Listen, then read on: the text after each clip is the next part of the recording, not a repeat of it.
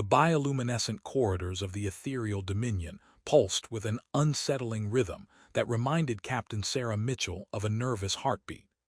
She pressed her palm against the warm, slightly squishy wall, and immediately regretted it when the surface responded by glowing brighter and emitting what sounded suspiciously like a contented sigh.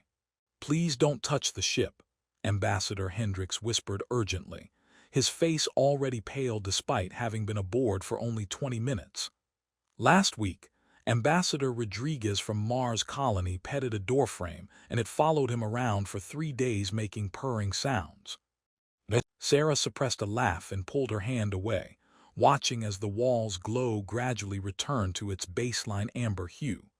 "You're telling me this entire ship is alive?"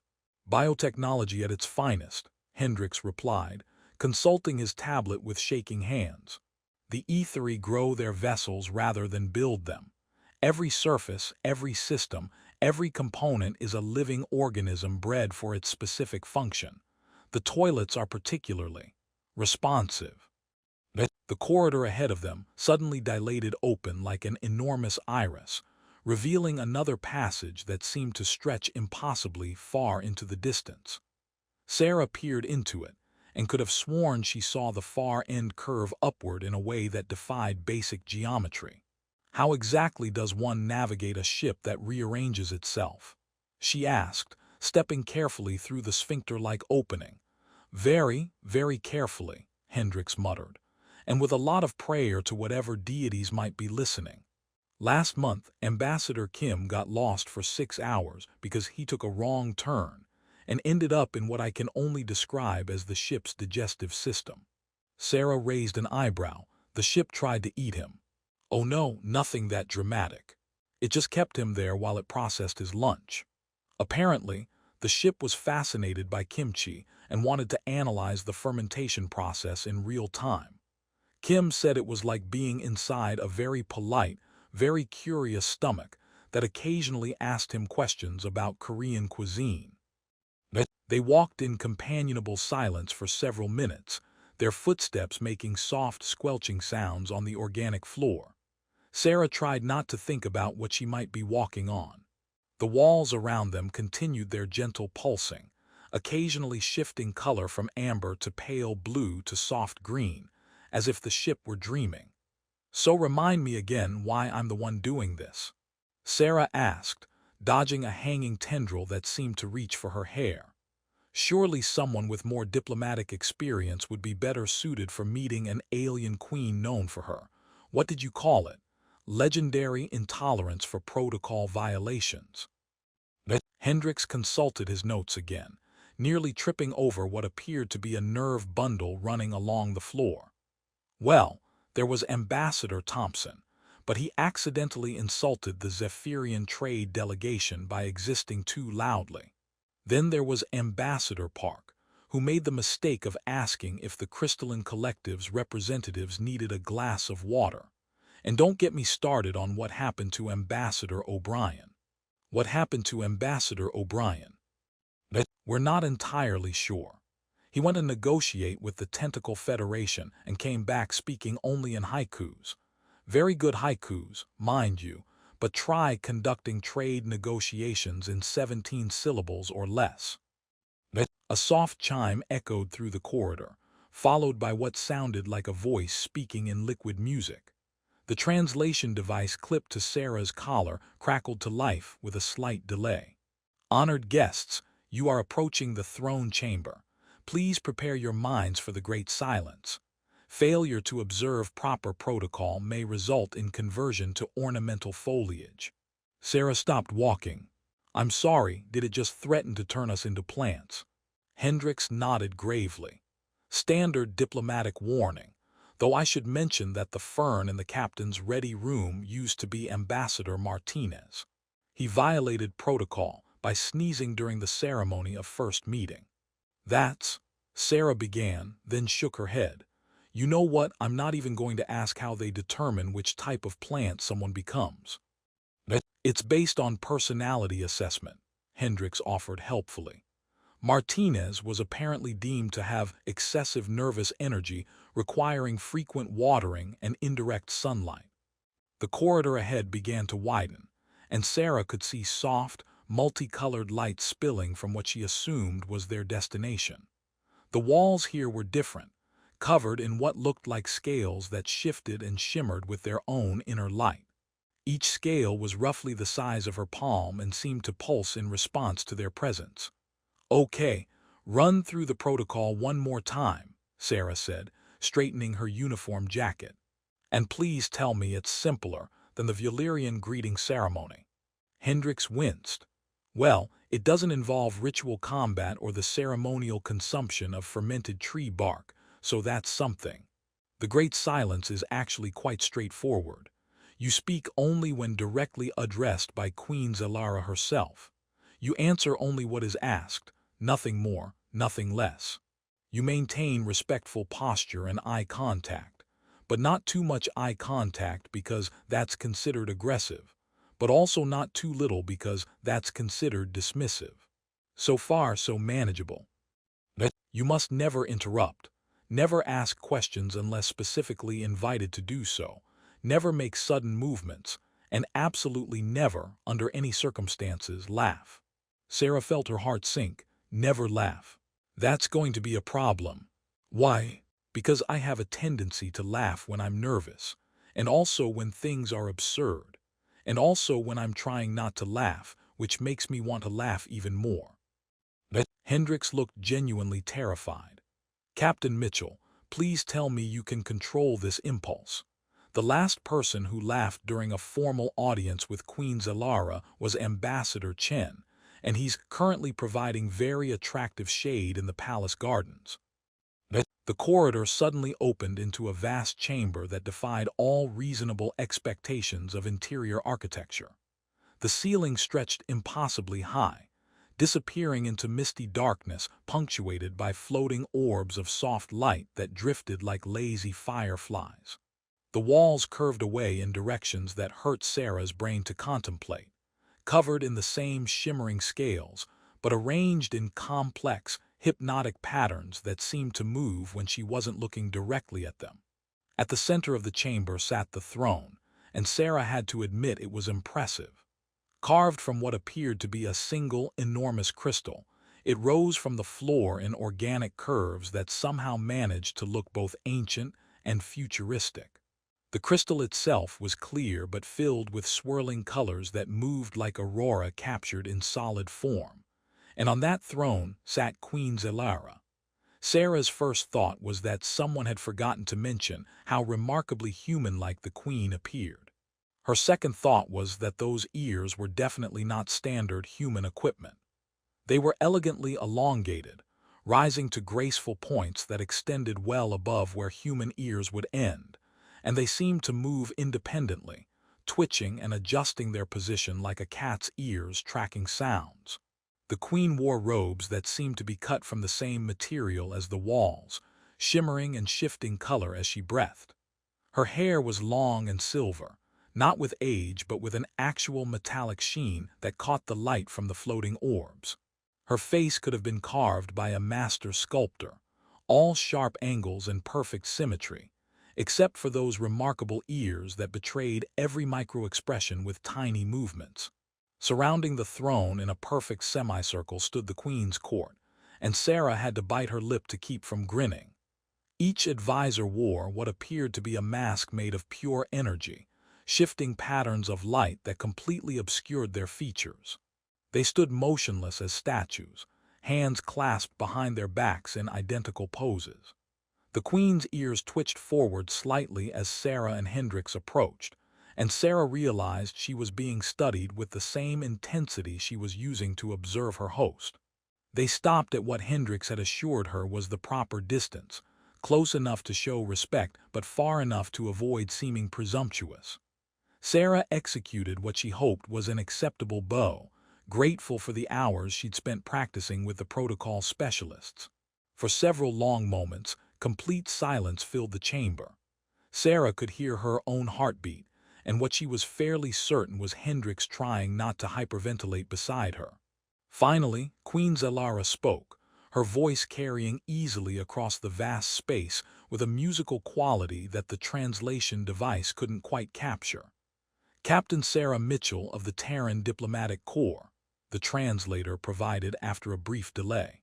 You have come seeking audience regarding your species application to join the Galactic Consortium.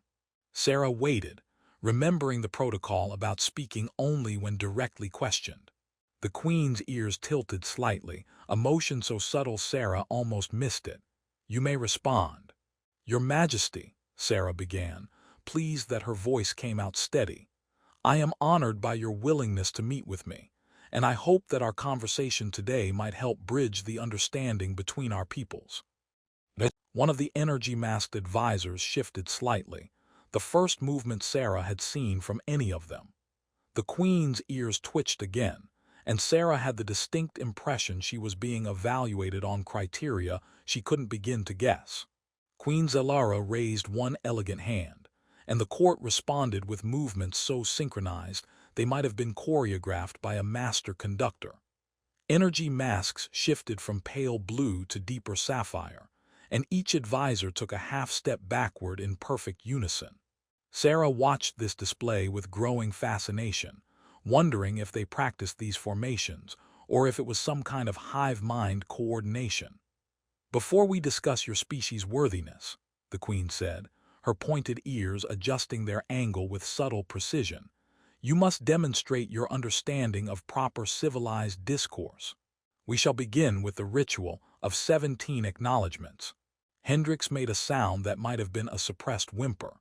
Sarah glanced at him and noticed he had gone slightly green around the edges, which was impressive considering his naturally pale complexion. One of the masked advisors stepped forward, producing what appeared to be a scroll made of living light.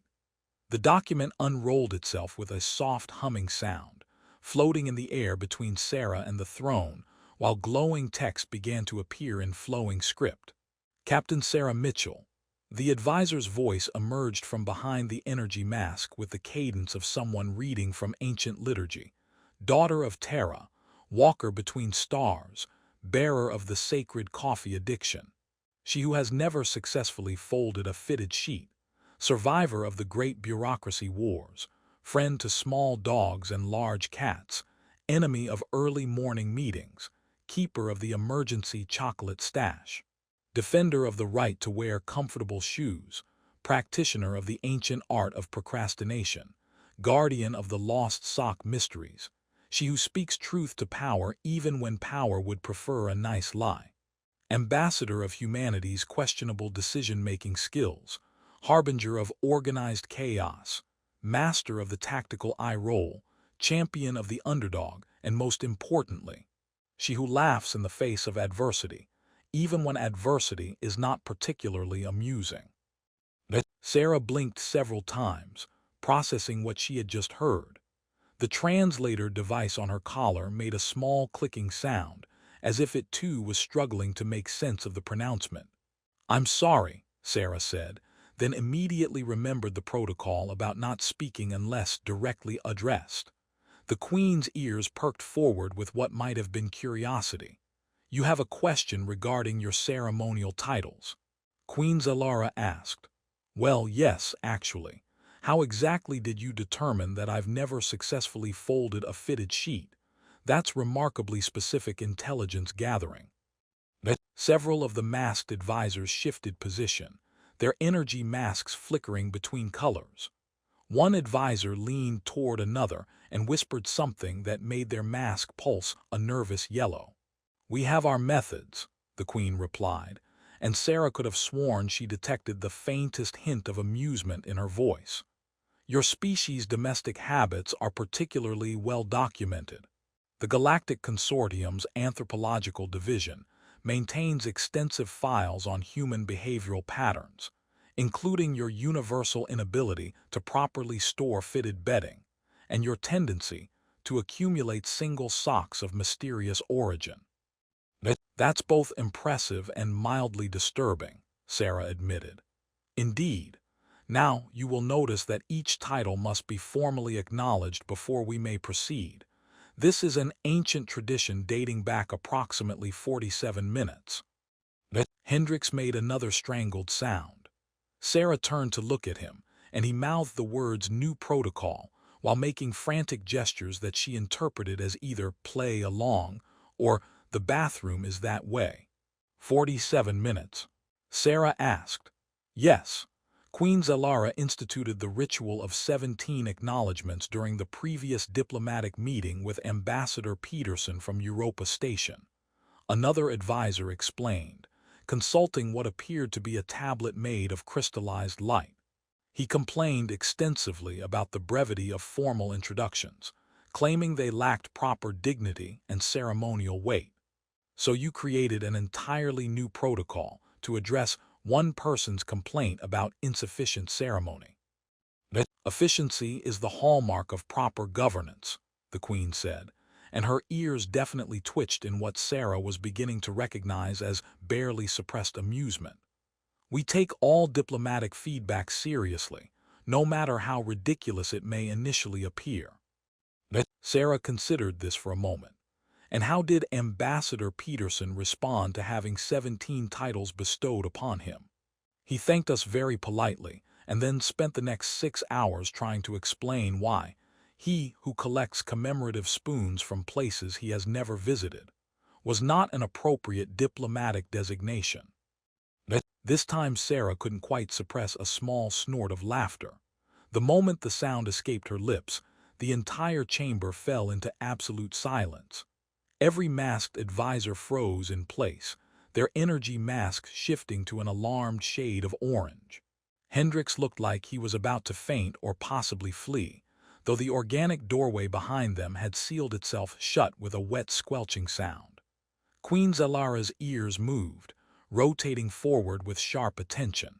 For several long heartbeats, she studied Sarah's face with an intensity that made her feel like a specimen under a microscope. You find our ceremonial protocols amusing, the Queen stated. Sarah realized this was a critical moment. She could apologize, claim the laugh was involuntary, make excuses, or she could tell the truth.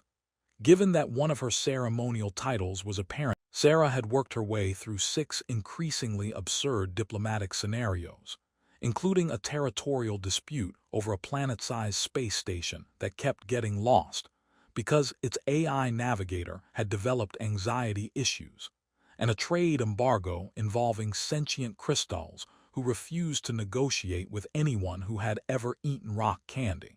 Queen Zylara's ears had moved from rigid formality to barely concealed amusement as Sarah's responses grew more creative and unconventional. Your final scenario, Captain Mitchell, the Queen announced, and suddenly the atmosphere in the chamber shifted. The floating orbs of light dimmed slightly, and the advisor's energy masks flickered to a somber deep blue. Even the ship's bioluminescent walls seemed to pulse more slowly, as if the vessel itself sensed the change in mood. Queen Zylara stood again, but this time her movement lacked the fluid grace Sarah had observed earlier. There was something almost hesitant in her posture, and her pointed ears had shifted to an angle that Sarah was beginning to recognize as uncertainty. This scenario, the Queen said slowly, is not hypothetical. Hendrix straightened beside Sarah, his earlier terror replaced by professional alertness. The masked advisors moved closer to their queen in a protective formation that looked both ceremonial and genuinely defensive. My people, the Aetheri, face an extinction event that our greatest scientists cannot solve, Queen Zylara continued. For the past 7 years, we have been afflicted by what our medical researchers term the emotional void syndrome. It is a plague that attacks the very foundation of our civilization. Sarah felt a chill run down her spine that had nothing to do with the ship's atmospheric controls. The Queen's ears had flattened against her head in what was unmistakably distress, despite her controlled voice. Your Majesty, Sarah said carefully, may I ask for clarification about how this syndrome manifests? Our entire technological infrastructure is powered by crystallized emotions, the Queen explained. We harvest joy, sorrow, love, anger, fear, and wonder, then process these feelings through living crystal matrices that convert emotional energy into the power sources for our ships, our cities, our communication networks, and our life support systems. One of the advisors stepped forward, producing another scroll of living light. This one displayed what appeared to be a three-dimensional map of the galaxy, with several star systems pulsing in warning colors. The void syndrome begins with emotional numbness, the advisor explained through their energy mask. Individuals lose their capacity to feel strongly about anything. Without emotional output, they cannot contribute to the power grid. Worse, as the syndrome progresses, it becomes contagious through proximity to other ether. Sarah studied the star map, watching as entire sectors flickered between normal illumination and alarming darkness. How many of your people are affected? 43% of our population shows advanced symptoms, Queen Zylara replied. Another 31% display early-stage manifestations. Our power reserves are depleting faster than we can replenish them. And you believe the Great Silence Protocol will protect you from infection. The Queen's ears twitched sharply upward, a reaction so quick that Sarah almost missed it. That is a reasonable hypothesis. Hendricks cleared his throat nervously. Captain, perhaps we should focus on how humanity might assist through official consortium channels. Actually, Sarah interrupted, then caught herself. Your Majesty, may I speak freely about what I've observed during our conversation? You may. I think your isolation protocol might be making the problem worse. The chamber fell into absolute silence. Even the ship's ambient humming seemed to pause. The advisor's energy masks flared to alarmed yellow, and several of them moved protectively closer to their queen. Explain, Queen Zylara said, her voice carrying a dangerous edge.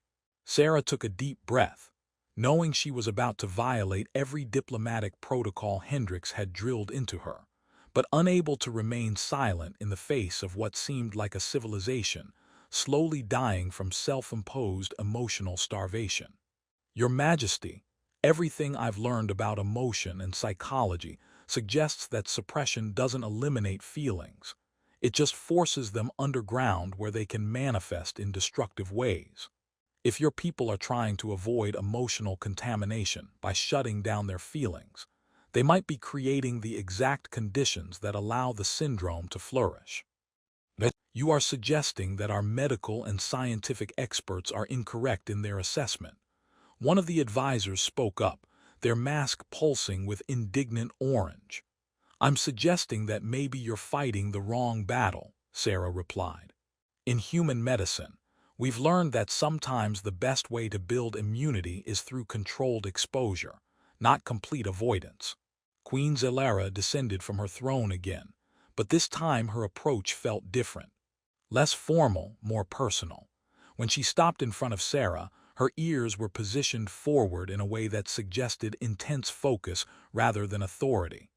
Captain Mitchell, are you proposing that we intentionally expose our healthy population to emotional intensity? I'm proposing that maybe the solution isn't less emotion, but more resilient emotional processing. Humans have developed psychological techniques for managing overwhelming feelings without shutting down entirely. We call it emotional regulation. And you believe these techniques could be adapted for ethereal physiology. Sarah hesitated, aware that she was venturing far beyond her diplomatic credentials and into territory where a wrong answer could doom an entire species.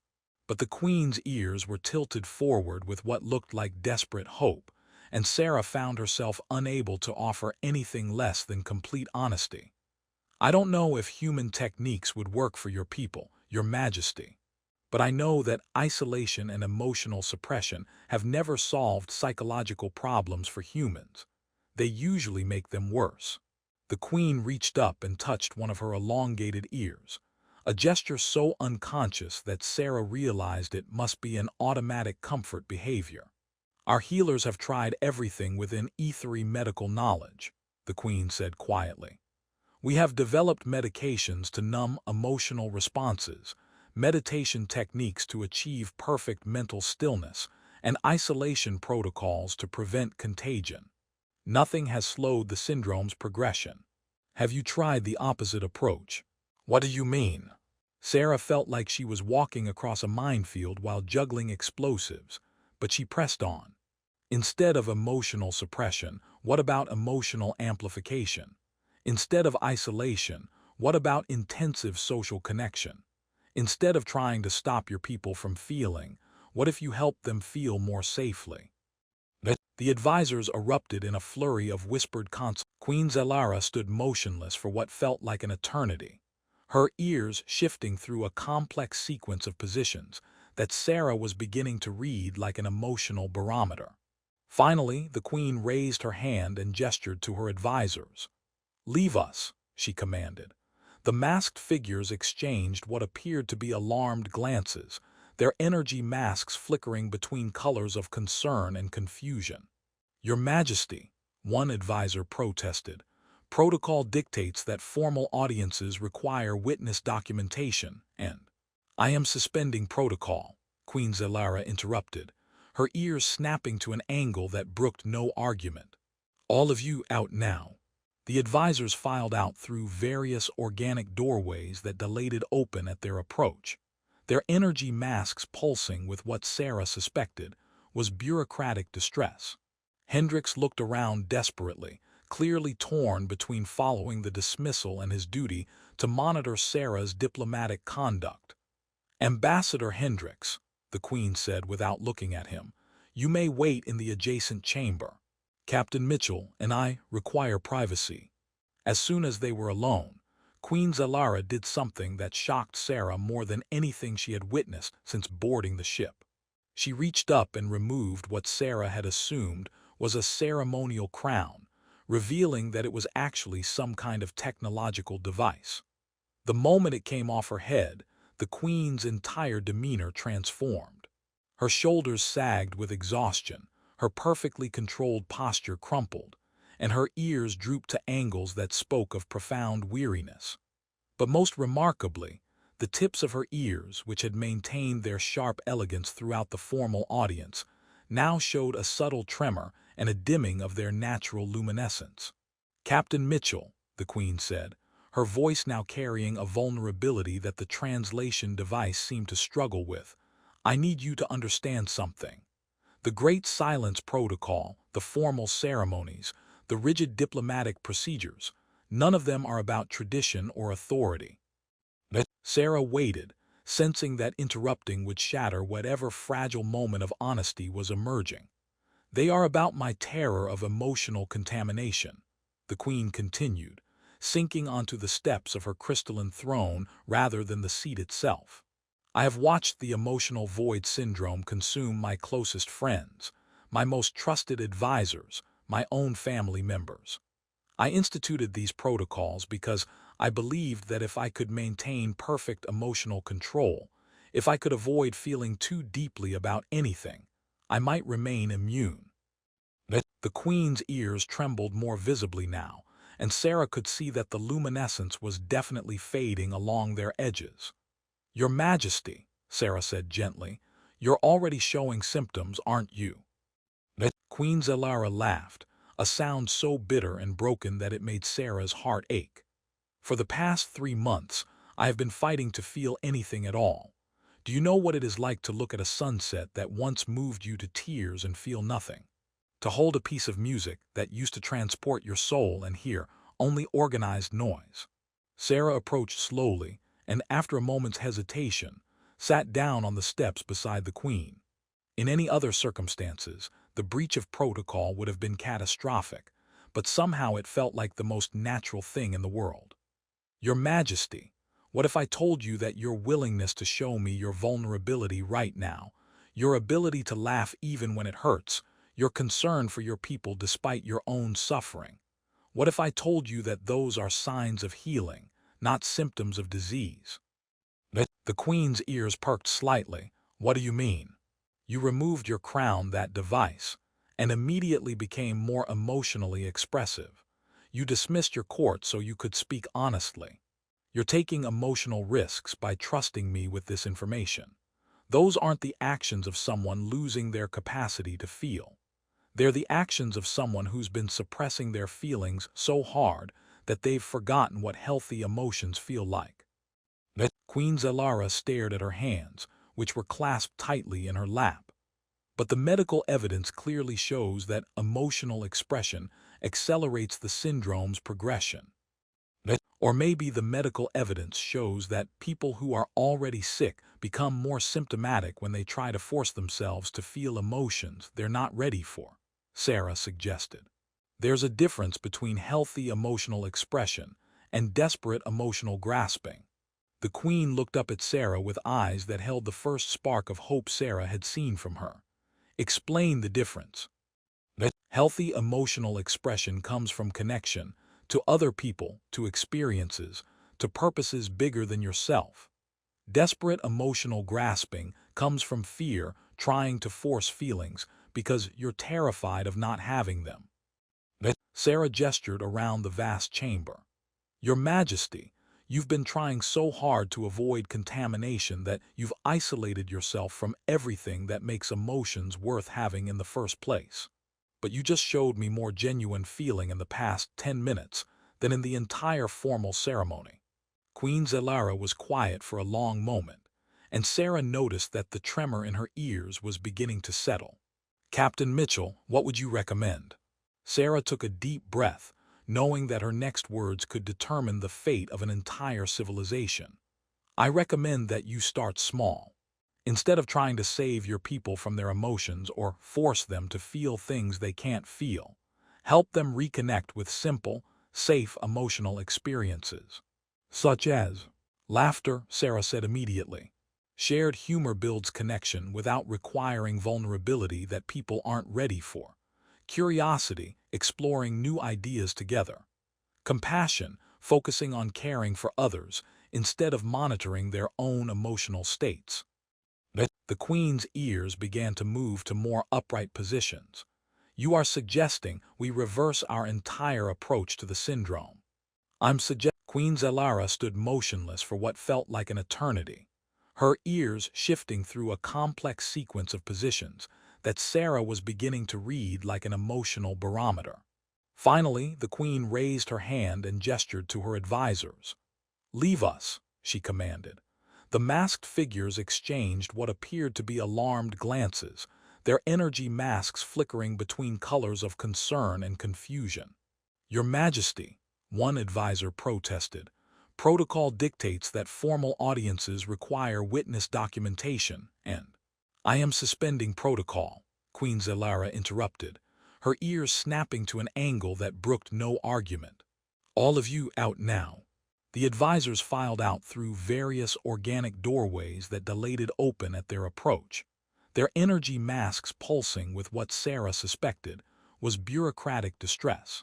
Hendricks looked around desperately, clearly torn between following the dismissal and his duty to monitor Sarah's diplomatic conduct. Ambassador Hendricks, the Queen said without looking at him, you may wait in the adjacent chamber. Captain Mitchell and I require privacy. As soon as they were alone, Queen Zylara did something that shocked Sarah more than anything she had witnessed since boarding the ship. She reached up and removed what Sarah had assumed was a ceremonial crown, revealing that it was actually some kind of technological device. The moment it came off her head, the Queen's entire demeanor transformed.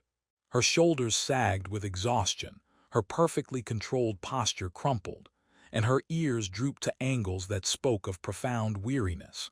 But most remarkably, the tips of her ears, which had maintained their sharp elegance throughout the formal audience, now showed a subtle tremor and a dimming of their natural luminescence. Captain Mitchell, the Queen said, her voice now carrying a vulnerability that the translation device seemed to struggle with, I need you to understand something. The Great Silence Protocol, the formal ceremonies, the rigid diplomatic procedures, none of them are about tradition or authority. Sarah waited, sensing that interrupting would shatter whatever fragile moment of honesty was emerging. They are about my terror of emotional contamination, the Queen continued, sinking onto the steps of her crystalline throne rather than the seat itself. I have watched the emotional void syndrome consume my closest friends, my most trusted advisors, my own family members. I instituted these protocols because I believed that if I could maintain perfect emotional control, If I could avoid feeling too deeply about anything, I might remain immune. The Queen's ears trembled more visibly now,